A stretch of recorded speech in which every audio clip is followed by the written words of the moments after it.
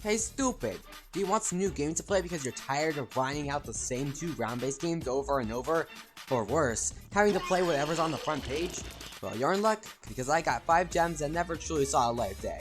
Speaking of which, number 1. StarSpace Battle by Skype Dog. It's a space-based fighting game from before block coding was a thing. It's pretty technically impressive for its time, allowing you to pilot one of 3 ships to destroy each other with. Of the 3, there's a basic ship that serves as a jack of all trades, the battle pod with a machine gun and built-in booster upgrade, and the blast runner tank ship that shoots out waves of bullets. Now, despite being a tank, something in the blast runner gives it a ton of velocity, easily making it the fastest ship. Now, being an old game has some tracks in it.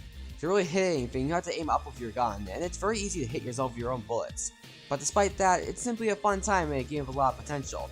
Unfortunately, the game never really got any updates, but that doesn't mean it isn't worth checking out. Number 2. Super Retro Bros by You Silly Mama Goose is a sort of recreation of Super Mario Bros. In RetroStudio. As a recreation, it's just fine for a RetroStudio game when it comes to controls, as there's a bit of delay in Mario's movement, with enemies that you can die to even if you jump on them correctly. So it's advised you grab a fire flower.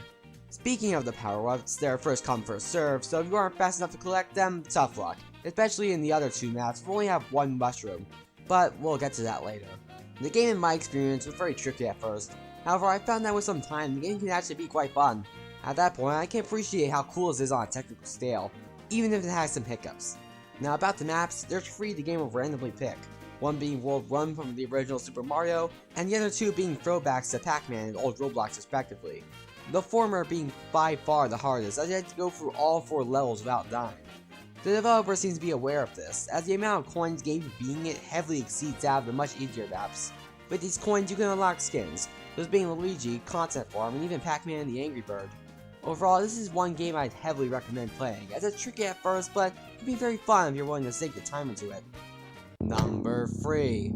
Originally, I was going to cover New Survival 303 by Explosive Guys 2 here, but the game has a lot of bugs that can break it, so we'll be covering a more recent game, Beginnings.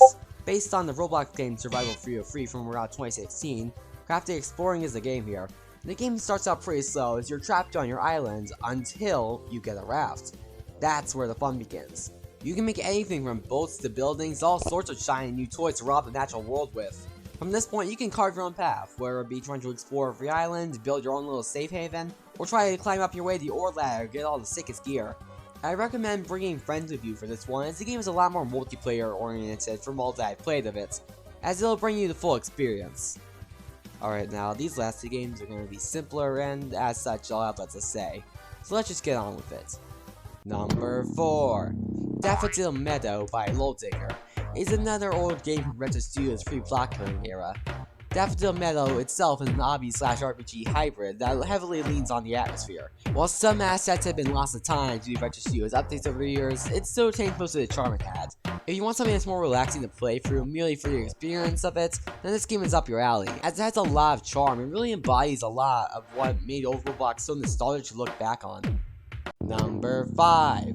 Survive Meltdown by Block Magma is very simple. You gotta escape the facility while a massive lava brick chases you. Truly a staple of the city of games that came from early block coding. Jokes aside, while simple, the game is a fun test of reflexes and speed to see if you can find out when and where to jump before you actually do, making it a bit of a challenge, and making speedruns on the chase a fulfilling task. And that's it. If you got video ideas, leave them in the comments, and I'll see you out, assuming you're actually gonna play the games I listed. Okay, bye!